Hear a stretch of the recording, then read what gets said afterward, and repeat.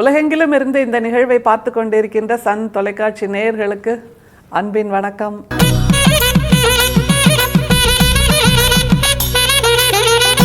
தமிழ் சித்தர் பாடல்கள் வரிசையில் வள்ளல் பெருமானுடைய பாடல்களோடு உரைநடையோடு நம்முடைய பயணம். இன்னைக்கு நம்ம பார்க்க போகிற பாடலில் ஊர் அமுது தேர் அமுது அப்படின்னு 2 வார்த்தையை கொடுக்குறாரு. நம்ம எல்லா வீடுகள்லேயும் போய் எல்லா பண்டிகையிலையும் போய் எல்லா நிகழ்ச்சிகள்லேயும் போய் விருந்து சாப்பிடுவோம். அப்போ ஊரோடு சேர்ந்து உட்கார்ந்து விருந்து சாப்பிடுவோம். அந்த மாதிரி சாப்பிடுகின்ற விருந்தில் புழுத்த உணவு புழுக்காத உணவுன்னு 2 இருக்குது அப்படின்னு வள்ளல் பெருமான் சொல்கிறார். நம்ம என்னைக்காவது இதை யோசித்து பார்த்துருக்கோமா? புழுத்த உணவுனா என்ன நடக்கும், புழுக்காத உணவுனா நம்ம உடம்புக்குள்ளே என்ன நடக்கும் அப்படிங்கிற சிந்தனை கூட இல்லாமல் நாம் தலைவாழை இலையை போட்டாங்கன்னா இருக்கிற 35-40 ஐட்டத்தையும் அப்படியே ஒரு கட்டு கட்டிட்டு வந்துடுவோம். ஆனால் நம்முடைய உடல் நலத்துக்கு அதையெல்லாம் சரியா அப்படிங்கிற ஒரு கேள்வியோடு நம்ம அந்த விருந்தில் உட்காரணும், கை நனைக்கணும் அப்படிங்கிறத நம்ம மனசில் வச்சுக்கணும். ஆனால் நம்முடைய வள்ளல் பெருமான் கொடுக்கின்ற இந்த பட்டியலில் இருக்கக்கூடிய விருந்து வகைகள் இருக்குல்ல, அது வெறும் உணவு வகைகள் தானா அப்படிங்கிற ஒரு கேள்வியும் நமக்கு அந்த பாடல் கொடுக்குது. இந்த பாடல் எப்படி கொடுக்குதுன்னா, அதை திரும்ப திரும்ப வாசிக்கும்போது வள்ளல் பெருமானுடைய உயரத்துக்கு அவருடைய ஞானத்துக்கு அவர் வெறுமே உணவு வகைத்தான் சொல்லியிருப்பாரா அப்படிங்கிற ஒரு கேள்வி நம்ம மனசுக்குள்ளே ஓட ஆரம்பிக்குது. அதையே யோசிக்கும்போது சரி, நாம் நினச்சது சரிதான் அப்படிங்கிற ஒரு தெளிவையும் அது கொடுக்கிறது. ஏனென்றால் வள்ளல் பெருமான் சொல்லுகின்ற இந்த பட்டியல் வெறும் உணவு வகைகள் மட்டுமல்ல, வேறு எதை பற்றியும் அவர் சொல்கிறாரு அப்படிங்கிறத பாடலை தெரிஞ்ச உடனே நீங்களும் யோசிக்க ஆரம்பிப்பீங்க, விடையவும் கண்டுபிடிச்சிருவீங்க. இதுக்கு வேறு எந்த லைஃப் லைனும் தேட வேண்டாம். நமக்கே தெரியும் இந்த உணவு வகைகள் எப்படியானவை என்று புரிந்து கொண்டால் உணவு வகை தாண்டி வள்ளல் பெருமான் எதை சொல்றார் அப்படிங்கிறதும் நமக்கு தெரிய வரும். ஈரமும் அன்பும் கொண்டு இன்னருள் பெற்றேன், என் மார்க்கம் இரவாத சன்மார்க்கம் தோழி, காரமும் மிகு புளிச்சாரமும் துவர்ப்பும் கைப்போடே உப்போடே கசப்போடே கூட்டி ஊர் அமுதுண்டு நீ ஒழியாதே, அந்தோ ஊழிதோறு ஊழியும் உலவாமை நல்கும், ஆரமுது உண்டு என்னோடு ஆடேடி பந்து, அருட்பெரும் சோதி கண்டு ஆடேடி பந்து. அருட்காட்சி அப்படிங்கிற பகுதியில் 4940வது பாடலா இந்த பாடலை கொடுக்கிறார். நாம உண்ணுகின்ற உணவுல அறுசுவை உணர்வு, அறுசுவை உணவு அப்படிங்கிறது நமக்கு நல்லா தெரியும். நம்ம நாக்குக்கு அது எல்லாமே பழகின விஷயந்தான். அறுசுவை உணவுங்கிறது என்னங்கிறது நமக்கு அந்த பட்டியல் தெரியும். ஆனால் நம்முடைய வள்ளல் பெருமான் கொடுக்கின்ற இந்த பட்டியல் ரொம்பவும் சுவையாக இருக்கிறது. அதை தவிர முதல் 2 வரியிலேயே இந்த மாதிரி அறுசுவை இல்லாமல் அவருக்கு வேறு ஒரு அமுது கிடைத்திருக்கிறது அப்படிங்கிறதையும் சொல்லிடுறார். அப்படியாக சொல்லி நமக்கு பல விஷயங்களை அறிமுகப்படுத்துகிறார். ஈரமும் அன்பும் கொண்டு இன்னருள் பெற்றேன், என் மார்க்கம் இரவாத சன்மார்க்கம் தோழி. இதுல என்ன சிறப்புன்னா, இந்த பாடல் முழுக்க தோழி தோழின்னு தோழியை அட்ரஸ் பண்ற மாதிரி, தோழியிடம் சொல்வது மாதிரி, தான் பெற்ற சிறப்புகளை தனக்கு நேர்ந்த நன்மைகளை தோழியோடு பகிர்ந்து கொள்வது மாதிரி இந்த பாடல்களை அமைச்சிருக்கார். அதாவது ஒரு பெண் உருவில் வள்ளல் பெருமான் தன்னை நினைத்து கொண்டு தன்னை பாவித்து கொண்டு இந்த பாடல்களை பாடுறார். ஏன் பெண்ணுரு, ஏன் தோழி? அது கொஞ்சம் யோசிக்கணும்ல.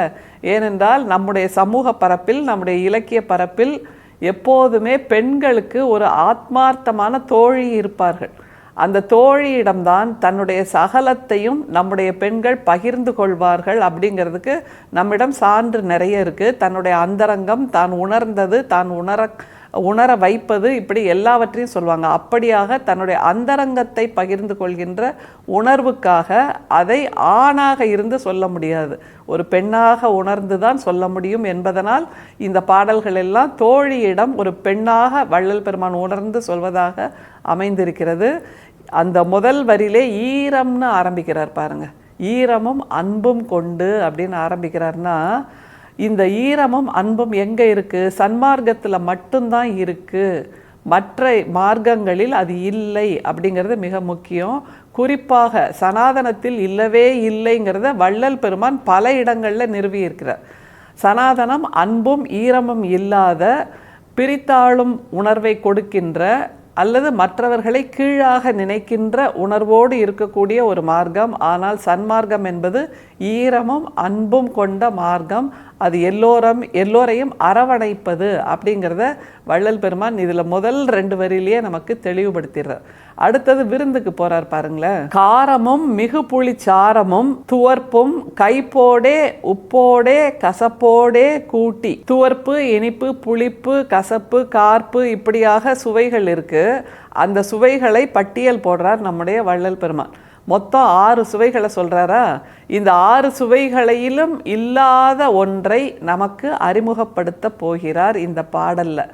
அதைத்தான் அமுது என்று அவர் சொல்கிறார். பாருங்க அடுத்தது என்ன வருதுன்னு. காரமும் மிகுபுளி சாரமும் துவர்ப்பும் கைப்போடே உப்போடே கசப்போடே கூட்டி ஊரமுதுண்டு நீ ஒழியாதே அந்தோ. ஊரமுதுண்டு நீ ஒழியாதே அந்தோ அப்படிங்கிறாரு. அப்ப ஆச்சரியமா இல்லை? இந்த மாதிரியாக பல சுவைகள்ல அறுசுவைகள்ல நமக்கு விருந்து படைக்கிறதெல்லாம் ஊர்கூடி நாம உண்ணுகின்றோமே, இது எல்லாம் ஊரமுதுண்டு நீ அழியாதே அந்தோ அப்படிங்கிறார். திரும்ப பாருங்க அந்த வரிய. காரமும் மிகுபுளி சாரமும் துவர்ப்பும் கைப்போடே உப்போடே கசப்போடே கூட்டி ஊரமுதுண்டு நீ ஒழியாதே அந்தோ. ஊரமுதுண்டு நீ ஒழியாதே அந்தோன்னு சொல்றாரே. அப்போ இந்த மாதிரி விருந்துகளில் நாம் உண்பது தவறா அப்படிங்கிற ஒரு கேள்வி வருது. அப்படின்னா ஊரமுது இல்லாமல் ஆரமுதை உண்ண வேண்டும் அப்படிங்கிறார். இந்த ரெண்டுக்கும் என்ன வித்தியாசம்? அதுதான் மிகப்பெரிய கேள்வி. ஊரமுது ஆரமுது அப்படின்னா என்ன வித்தியாசம்? அதை நாம் திரும்ப யோசிக்கலாம். ஆனால் ஆரமுதை பற்றி வள்ளல் பெருமான் என்ன சொல்றார் அதையும் பார்த்துடலாம். ஊழிதோறு ஊழியும் உலவாமை நல்கும் ஆரமுது உண்டு என்னோடு ஆடேடி பந்து. இந்த ஆரமுது ஊரமுது அப்படிங்கிறது ரொம்ப சுலபமாக புரிஞ்சுக்கணும்னா புழுக்கின்ற உணவு புழுக்காத உணவு அப்படிங்கிறதாங்க. புழுக்கின்ற உணவுன்னா ஊரமுது, புழுக்காத உணவுன்னா ஆரமுது, அவ்வளோதான். சரி, புழுக்கின்ற உணவுனா என்ன? அதனால் என்ன நடக்கும்? நம்ம தினசரி சாப்பிட்றோம்ல, நம்ம சாப்பிட்ற எல்லாமே நம்ம வயிற்றுக்குள்ள ஜீரணமாகி அது கழிவாக வெளியேறி விடுகிறது. அதுதான் புழுக்கின்ற உணவு, அதுதான் ஊரமுது அப்படின்னு சொல்கிறார். அப்போ ஆரமுதுன்னா புழுக்காத உணவு அப்படிங்கிறத புரிஞ்சுக்கணும். எதெல்லாம் புழுக்காத உணவு? இது எல்லாமே கழிவாக கழிவதில்லை என்று வள்ளல் பெருமான் சொல்கிறார். இது எப்படிப்பட்ட உண்மை அல்லது எப்படிப்பட்ட நிலை என்பதை நீங்கள் சித்த மருத்துவத்தில் தெரிந்து கொள்ளலாம். ஆனால் புழுக்காத உணவு வகையில் நாட்டு சர்க்கரை வருது, அப்புறம் கருப்பட்டியிலிருந்து செய்யக்கூடிய சர்க்கரை வருது, தேன் வருது, செந்தூரம் வருது, பஸ்பம் வருது. இது எல்லாம் புழுக்காத உணவுன்னா இது எல்லாம் இரத்தத்தோடு கலந்து விடுபவை, கழிவாக வெளியேறாதவை என்று இப்போது சித்த மருத்துவம் சொல்கிறது என்றால் நம்முடைய வள்ளல் பெருமான் சித்த மருத்துவ நிபுணராகவும் இருந்திருக்கிறார் என்பதனால் அந்த புழுக்காத உணவை ஆரமுதை பற்றி நமக்கு சொல்லி கொடுக்கிறார். அப்போ ஊரமுது வேண்டாம், அது தினம் தினம் புழுக்கின்ற உணவு, கழிவாக வெளியேறக்கூடிய உணவு. ஆரமுது வேண்டும், புழுக்காத உணவு, அது கழிவாக இல்லாமல் நம் உடலோடு நம் குருதியோடு இரண்டரை கலந்து விடுவது என்று சொல்கிறார் இல்லையா? அப்படின்னா இது எதை பற்றியது? உணவை பற்றியது மட்டும்தானா? அதுதான மிகப்பெரிய கேள்வி.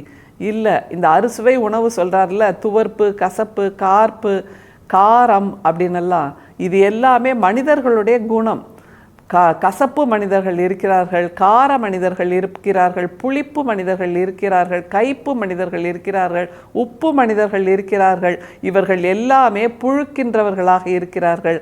புழுக்காத ஆரமுதாக இருக்கக்கூடிய வள்ளல் பெருமான் தான் காலத்தை கடந்து நிற்கிறார். அப்படியான உணவாக நாம் மாற வேண்டும். அதுதான் மிக முக்கியம். உணவை சாப்பிடுவது மட்டுமே நம்மளோட வேலையாக இருக்கக்கூடாது.